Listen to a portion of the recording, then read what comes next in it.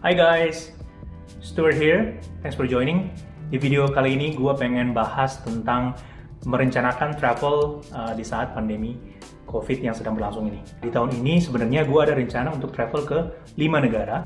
Namun dengan situasi pandemi saat ini, maka rencana-rencana travel saya tersebut ada yang udah di-cancel dan ada yang kemungkinan harus di-cancel juga. Kayaknya banyak dari kalian yang mengalami hal yang serupa sama kayak gue juga. Dan mungkin banyak dari kalian yang udah nggak sabar, udah gregetan untuk merencanakan travel kalian lagi, baik di tahun ini maupun di tahun depan selama masa pandemi ini. Perlu gue ingetin dulu bahwa risiko untuk melakukan perjalanan, untuk travel di saat pandemi saat ini masih sangat tinggi.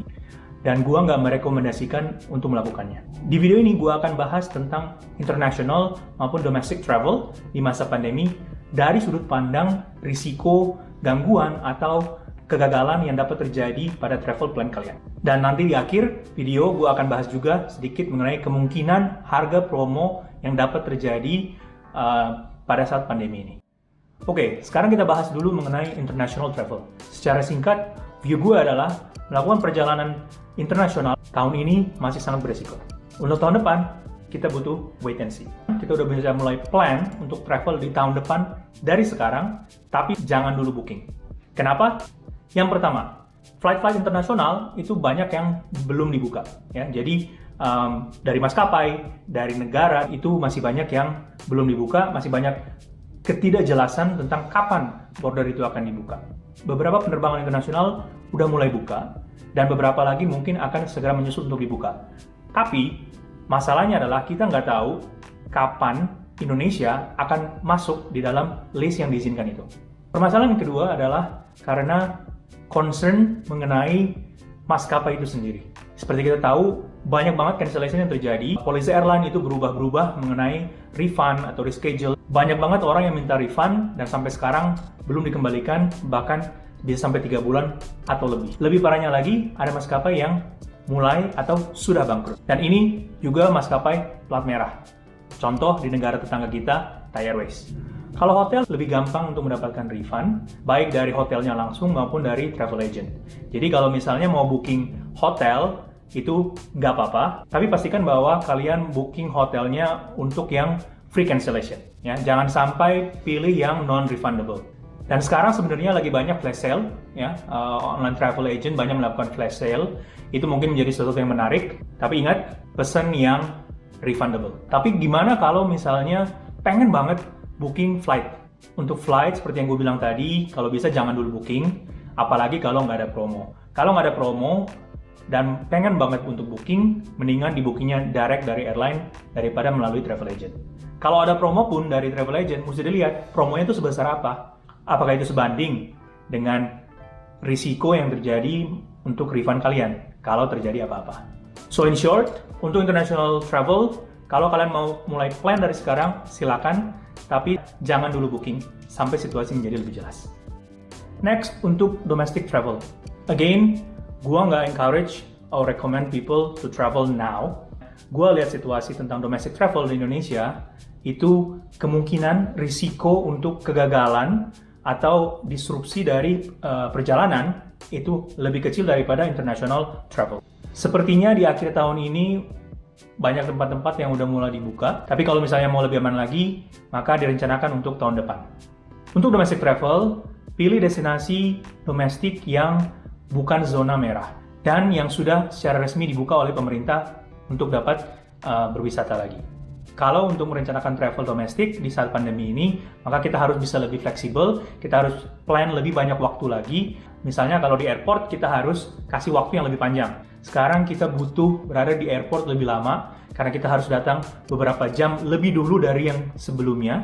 Kemudian pada saat kita mendarat pun, kita harus menyisakan waktu yang lebih banyak, karena baik sebelum terbang maupun sudah mendarat, banyak pengecekan yang harus dilakukan.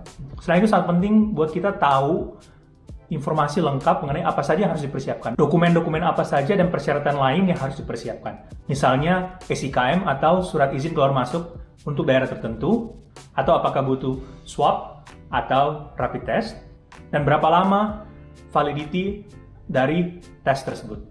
Mirip dengan saran gue tadi untuk international travel, kalau pilih hotel, pilihnya harus yang fleksibel atau refundable. Jadi in short, untuk domestic travel, risiko kegagalan perjalanan akan lebih kecil daripada risiko kegagalan perjalanan untuk international travel di saat pandemi ini. Terakhir yang gue janjiin tadi, sekarang gue pengen bahas tentang kemungkinan adanya promo-promo untuk travel pada saat pandemi ini.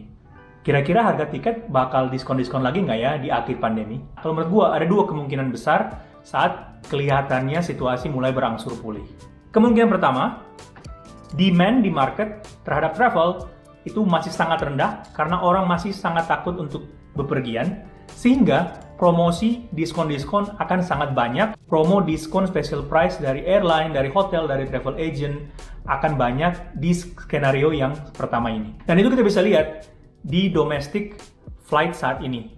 Contoh misalnya kalau kalian lihat harga tiket ke Bali, itu tergolong lumayan murah. Cuman kalau misalnya kita lihat international flight buat tahun depan misalnya, itu harganya masih normal-normal aja. Karena ya masih jauh.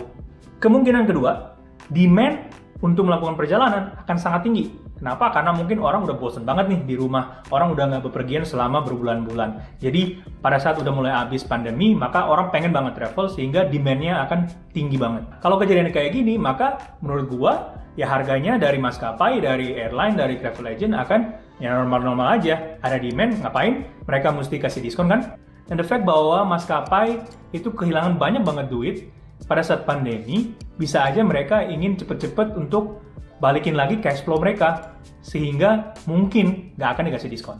Yang mana yang akan terjadi dari dua skenario ini, kita nggak tahu, tapi yang pasti gue berharap yang akan terjadi adalah skenario pertama, supaya pada saat gue ready untuk travel lagi, gue bisa dapat harga tiket promo yang murah.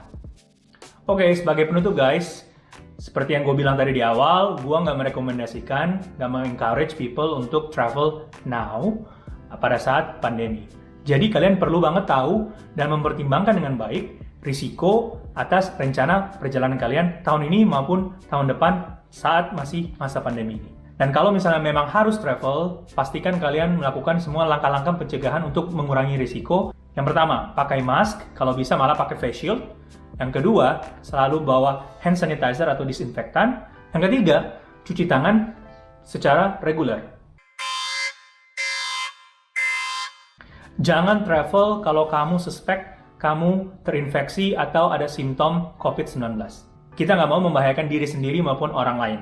Oke guys, jadi itu view gua. Semoga bisa membantu kalian dalam merencanakan perjalanan kalian saat masa pandemi ini. Untuk question of the day, tulis di bawah di bagian komentar apakah kalian sudah mempunyai rencana untuk melakukan perjalanan di saat pandemi ini. Jangan lupa subscribe dan klik that like button. Sampai ketemu di video-video berikutnya. Cheers!